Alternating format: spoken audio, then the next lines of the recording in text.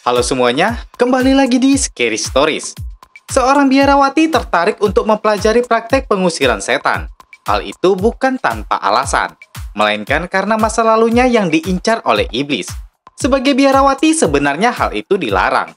Namun wanita ini tidak bisa tinggal diam ketika dirinya merasa kalau dia adalah orang yang terpilih untuk melakukan itu. Nah, untuk cerita selengkapnya, langsung kita bahas di alur cerita Pray for the Devil 2022 selengkapnya.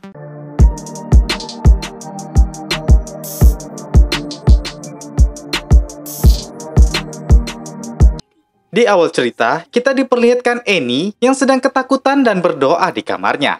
Dari luar kamar, ibunya memaksa Annie membuka pintu. Ternyata itu kenangan masa lalu kelam Annie terhadap ibunya yang depresi dan menderita skizofrenia. Dia menceritakan itu kepada Dr. Peters sebagai kewajiban suster yang akan bertugas di biara Katolik tersebut. Terkadang ibu Annie sangat baik, namun terkadang dia menggila karena ada bisikan yang menyuruhnya melakukan itu.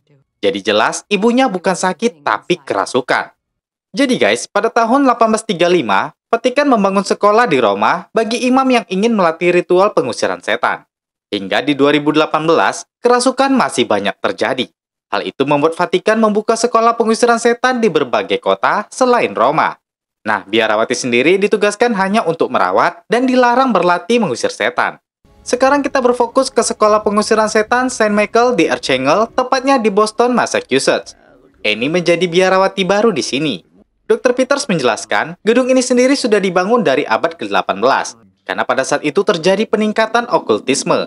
Di sini Annie berpendapat kalau Dr. Peters hanya mengakui praktek okultisme, tapi tidak mempercayai kerasukan. Sebagai psikiater, Dr. Peters tetap mengambil kesimpulan pada logika. Jadi siapapun pasien kerasukan yang dirawat di gedung ini harus menjalani evaluasi fisik dan psikologi yang mendalam sebelum disetujui untuk dilakukan eksorsis. Annie pun bertugas selayaknya biarawati, yaitu merawat pasien-pasien yang diduga kerasukan. Selain orang tua tadi, Annie juga mengunjungi Natalie yang diduga Dr. Peters kalau dia tidak kerasukan.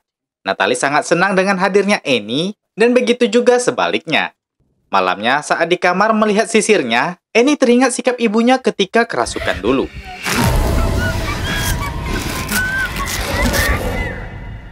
Dan saat menutup jendela, Annie melihat bayangan garis kecil seperti Natalie. Penasaran, Annie pun membuka pintu untuk mencari anak itu. Namun tidak ada siapa-siapa. Paginya saat akan bertugas, Annie mendengar suara tangisan bayi.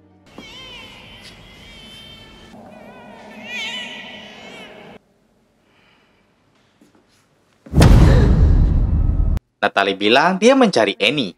Annie pun segera membawanya ke kamar. Setelah dari situ, Annie mendengar ada yang memanggilnya. Dan yang kedua kalinya, dia mendengar suara dari sebuah ruangan. Ruangan itu adalah kelas bagi biarawan yang belajar pengusiran setan. Karena penasaran, Annie memasuki kelas itu dan mendengarkan ceramah Pastor Quinn yang membahas wanita kerasukan sampai meninggal. Setelah dari situ, Annie mendengarkan detail kata-kata wanita yang kerasukan tadi. Dan ternyata saat ditangani, wanita itu juga mengaku ada bisikan yang mempengaruhinya. Sebenarnya, bisikan yang didengar ibu Annie adalah si iblis tidak menginginkan ibunya, melainkan Annie. Karena iblis itu tahu, di masa depan Annie akan menjadi pengusir setan yang hebat. Sister Euphemia yang mengetahui Annie memasuki kelas pengusiran setan, segera melapor ke Pastor Quinn. Padahal kelas pengusiran setan khusus untuk imam laki-laki. Annie bilang tidak ada salahnya seorang wanita juga belajar eksorsis. Namun Euphemia menjelaskan batasan tugas wanita sebagai biarawati. Mau tak mau, Annie harus menuruti aturan. Annie pun lanjut merawat pria tua ini. Saat itu pria ini menggumamkan lagu ibu Annie. Annie kaget dan tanya dari mana dia tahu lagu itu.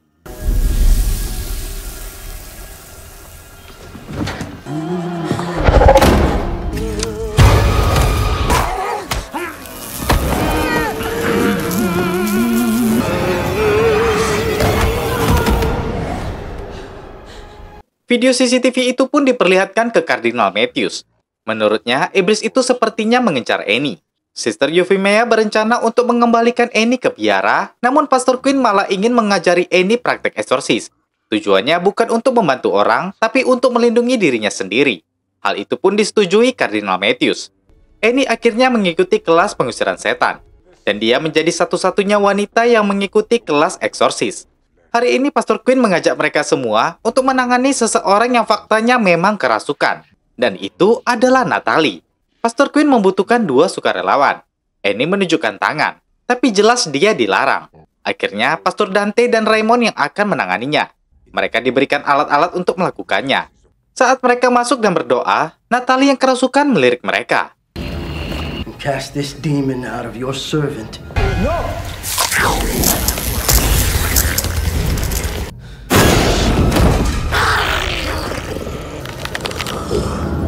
Saat itu, Natalie yang kerasukan melirik Annie dan ingin merasukinya. Pastor Quinn langsung masuk untuk menangani Natalie. Saat Natalie bersembunyi, ini yang dilakukannya.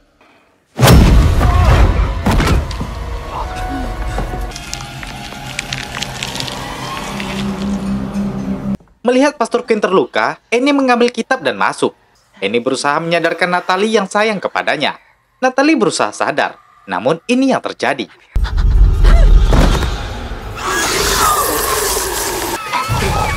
I cast you forth into outer darkness.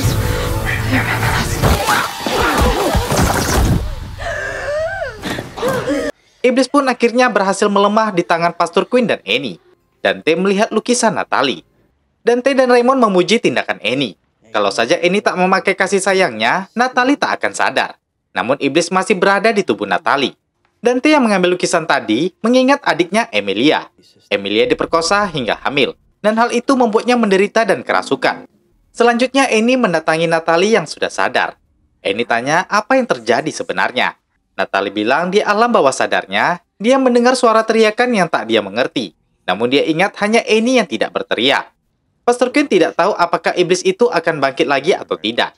Namun jika masalahnya semakin berat, Natalie akan dipindahkan ke Vatikan. Annie ingin membantu, tapi pastor bilang kasus yang cukup tinggi tak segampang itu untuk dihadapi. Itu hanya bisa ditangani oleh pengusir setan yang paling terampil. Pastor menyarankan Annie untuk berdoa saja karena itu yang dibutuhkan Natalie. Dengan bantuan Dante, diam-diam Annie menyelidiki kasus terminal atau kasus dengan harapan hidup kecil. Dia menemukan kaset interview dengan seorang pasien yang tidak tahan dengan gangguannya. Annie jadi teringat dengan ibunya yang pada akhirnya bunuh diri agar Annie tak tersiksa. Setelah melihat itu, Annie meminta ke Pastor Quinn agar Natalie tidak dipindahkan. Dia tahu kalau kasus berat, angka kematiannya mencapai 90%. Annie tak ingin itu terjadi kepada Natalie. Pastor Quinn tetap tidak setuju. Hal berbahaya seperti ini memang memiliki resiko yang cukup tinggi. Dan tetap itu bukan tugas Annie. Annie pun pergi dengan kesal.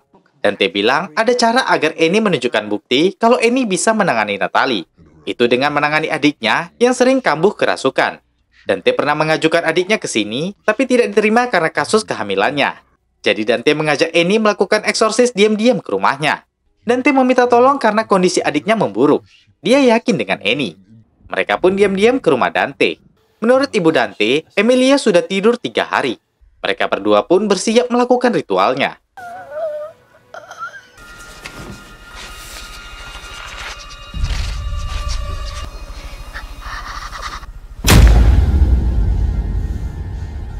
Emilia yang sadar diperkenalkan Dante dengan Annie. Emilia bilang bisikan di kepalanya tak mau berhenti. Dante terus membacakan doa. Iblis di tubuh Emilia bilang dia mau memberi pelajaran ke wanita yang hamil ini.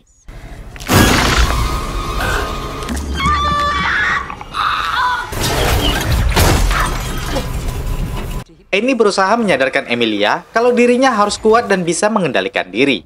Sedangkan Dante terus membacakan doa. For you, O Lord, are good. Emilia pun akhirnya bebas dari roh jahat itu. Saat di beranda, Dante bilang kalau dia dulu adalah preman. Sedangkan Annie juga cerita kalau dirinya dulu hamil ketika berusia 15 tahun. Dan dirinya diusir dari rumah asuhnya. Hingga akhirnya Annie dirawat oleh suster di biara Saint Mary. Bayi Annie pun diatur suster untuk diadopsi orang. Paginya, lagi-lagi Annie teringat ibunya. Dia menjatuhkan sisir itu dan merasa ada sesuatu di matanya.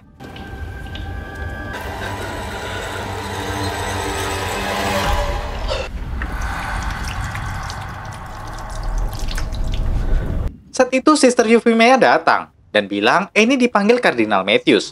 Mereka pun menjumpainya. Kardinal Matthews menyampaikan kalau Emilia adik Dante bunuh diri semalam. Ibu Dante melapor kalau Annie melakukan eksorsis sebelumnya. Kardinal memarahi Annie yang melakukan itu diam-diam. Annie hanya sedang ditipu iblis yang merasuki Emilia. Dante bilang dia yang mengajak Annie. Pastor Quinn juga kecewa dengan tindakan mereka. Annie pun dikirim kembali ke biara Saint Mary. Saat di sana, Dr. Peters mendatangi Annie, memberinya masukan dan mengabari kalau Natalie sudah bebas dari kerasukan. Dan hari ini dia sudah pulang dengan ibunya. Annie sangat senang mendengarnya. Setelah itu, Dr. Peters pun kembali. Tak berapa lama, Dante pun mendatangi Annie. Dia mengabari kalau Natalie tiba-tiba kambuh dan dibawa kembali.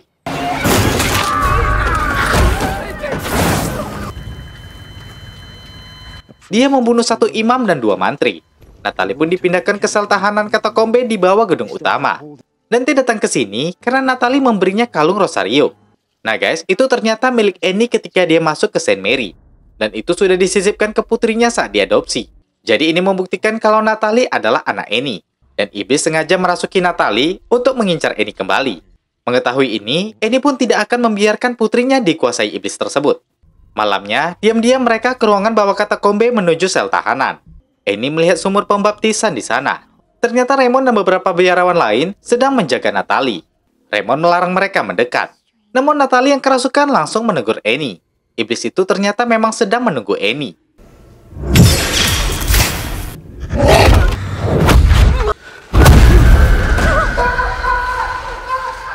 Dante mencari Raymond, namun mereka semua telah tewas.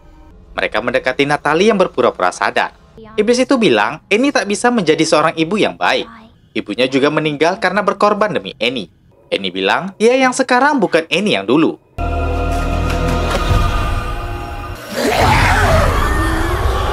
Iblis itu akhirnya berpindah ke tubuh Annie.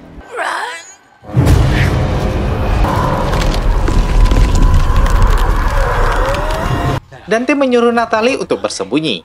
Dia pun pergi keluar sel dan segera bersembunyi. Namun tanpa diketahui Dante, iblis di tubuh Annie ternyata telah berada di luar sel. Annie yang kerasukan pun mencari dan menemukan Natalie. Iblis itu ingin menenggelamkan Natalie ke air. Namun sekejap Annie mendengar suara-suara yang selama ini memanggilnya. Suara itu menyuruh Annie melepaskan Natalie. Ternyata itu adalah suara ibunya guys. Iblis pun mulai melemah berkat bisikan ibu Annie. Dante langsung memanjatkan doa, sedangkan Annie melawan iblis di tubuhnya.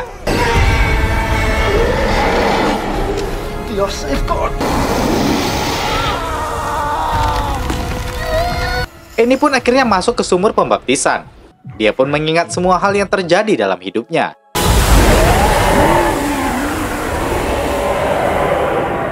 Iblis pun akhirnya terlepas dari tubuhnya, dan Annie pun berhasil selamat.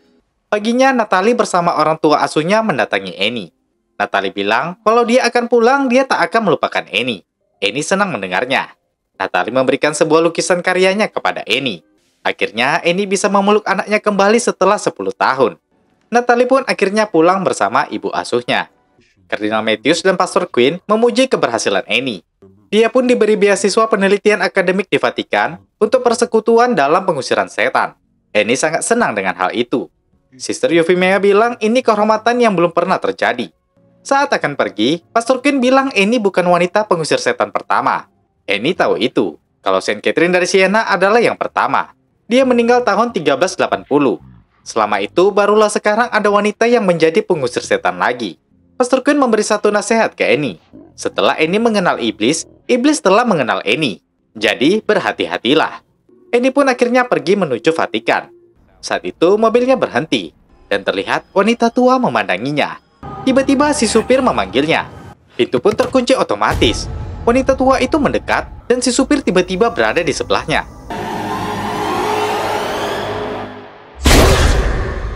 Nah guys, itu tadi alur cerita Pray for the Devil selengkapnya. Ternyata benar alasan iblis mengincar Annie. Dia akan menjadi pengusir setan yang kuat di masa depan. Dan benar juga pendapat Pastor Quinn kalau iblis sudah menandai Annie sebagai musuh terkuat mereka. Film yang cukup menarik guys. Nah berikutnya masih banyak film-film horor dan thriller yang akan kita bahas. Jadi tetap di Scary Stories ya. Oke, terakhir saya Jiwa, terima kasih sudah menonton dan sampai jumpa di video berikutnya.